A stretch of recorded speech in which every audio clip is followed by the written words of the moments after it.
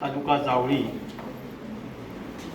या प्रतीत यश महाविद्यालयाच्या विवेक वाहिनी विभागाच्या वतीने जागर विवेकाचा या एकदिवसीय कार्यशाळेच्या निमित्ताने ज्ञानपीठावर उपस्थित असलेले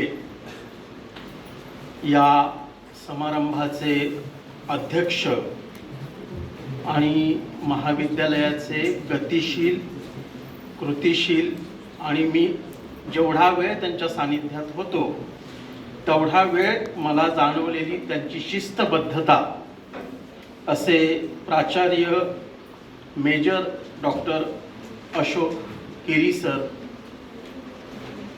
विवेक वाहिनी विभागाचे समन्वयक आणि सर्जनशील सृजनशील व्यक्तिमत्वाची देण लाभलेले माझे सन्मित्र प्राध्यापक आनंद साठे सर, या विवेक वाहिनी विभागाचे समितीचे सदस्य doctor Sunil Gaikwad sir, doctor Uday Pawar sir, doctor Omkar Yadav sir, आदरणीय प्राध्यापिका शुभांगी पाटील मॅडम, आणि पुन्हा एकदा केबिनमध्ये बसलेलो असताना स्टाफच्या क्वालिफिकेशनवर ज्यावेळी माझी नजर गेली त्यावेळी हमखास जाणवलं अतिशय उच्च विद्याविभूषित आणि निष्णात असा प्राध्यापक वर्ग या महाविद्यालयाला लाभलेला आहे.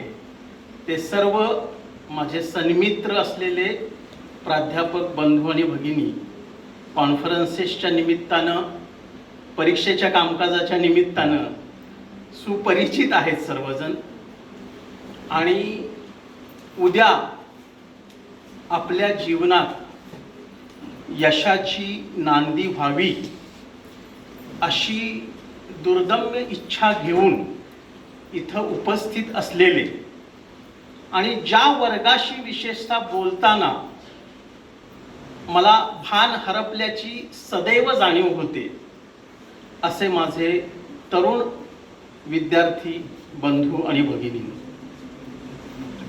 शांता शेळके यांनी तारुण्याची एक व्याख्या केलेली आहे त्यांच्या कवितेमध्ये.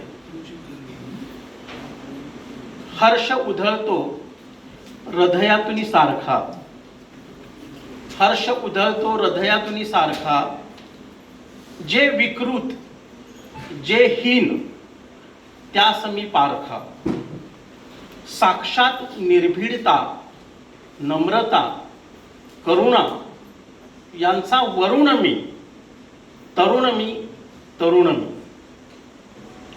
कोण तरुण आहे?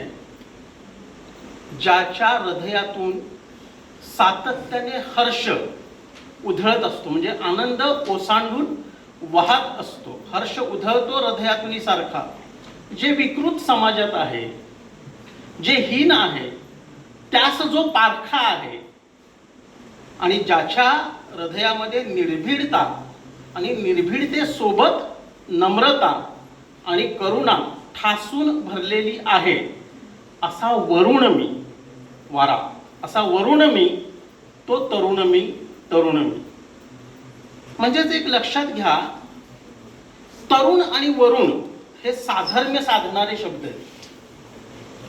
वरुण याचा अर्थ वारा असा होतो, आणि तरुणालाच दुसरा समानार्थी बाळांनो शब्द आहे युवा. त्याचाही उलट केलं तर तो वायू होतो.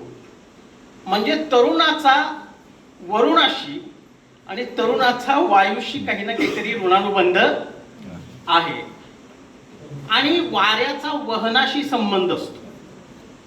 वाऱ्याचा संबंध हा वहनाशी असतो, म्हणजे तरुणाचा सुद्धा संबंध वहनाशी असतो, म्हणजे वाहण्याशी असतो.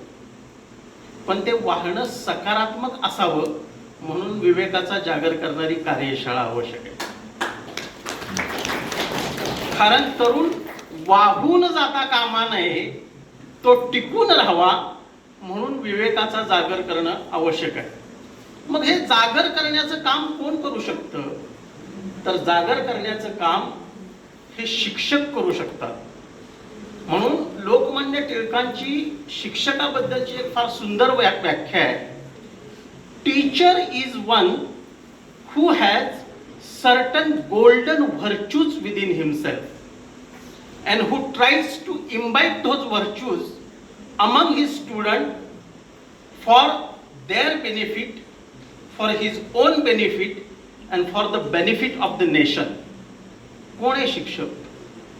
शिक्षक ही एक अशी सद्गुणी व्यक्ती आहे जी सातत्याने आपल्या अंगीभूत असलेले सद्गुण मूल्य विद्यार्थ्याच्या अंगी रुजवण्याचा प्रयत्न करत असते. त्या विद्यार्थ्यांच्या कल्याणासाठी, स्वतःच्या कल्याणासाठी आणि देशाच्या कल्याणासाठी.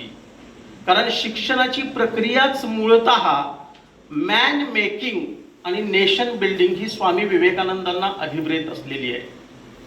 माणूस घडवायचा आहे आणि राष्ट्र उभारायचं आहे. मग या परिस्थितीमध्ये आज ज्यांची जयंती आहे, सद्गुरू गाडगे महाराज, अज्ञान, अस्वच्छता, अंधश्रद्धा आणि असहिष्णुता यांच्या बाबतीत आपल्या कीर्तनामधून ठोस केवळ प्रबोधन केलं नाही तर कृतिशील आयुष्य जगले, त्यांना मी प्रथमतः विनम्र अभिवादन करतो. कारण आज विवेकाचा जागर जो करतोय आपण, त्याचं वैज्ञानिक अध्यात्मवादाचं अधिष्ठान संत तुकारामांनी गाडगे महाराजांनी घातले.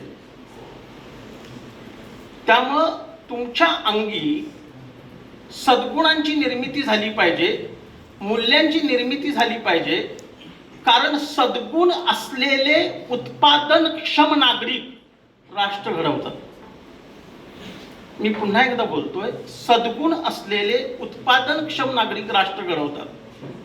केवळ सद्गुण असलेले नागरिक राष्ट्र घडवत नाही आणि केवळ उत्पादनक्षम असलेले नागरिक सुद्धा राष्ट्र घडवत नाही. उत्पादन क्षमतेला विकृतीची जोड मिळाली तर तो भ्रष्ट आचाराकडे जातो आणि सद्गुणाला जर उत्पादन क्षमतेची जोड मिळाली नाही तर तो गुड फॉर नथिंग होतो. गुड फॉर नथिंग म्हणजे सगळं चांगलं आहे पण काही कामाचं नाही.